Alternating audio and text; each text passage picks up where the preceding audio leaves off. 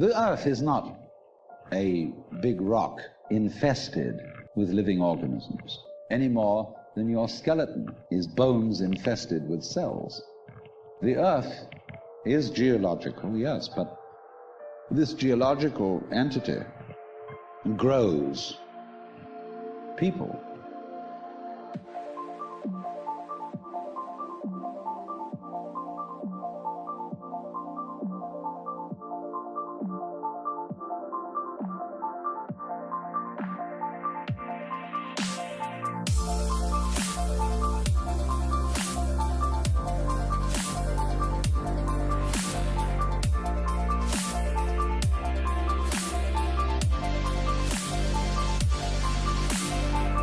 Because your physical organism is one continuous process with everything else that's going on. Just as the waves are continuous with the ocean, your body is continuous with the total energy system of the cosmos, and it's all you.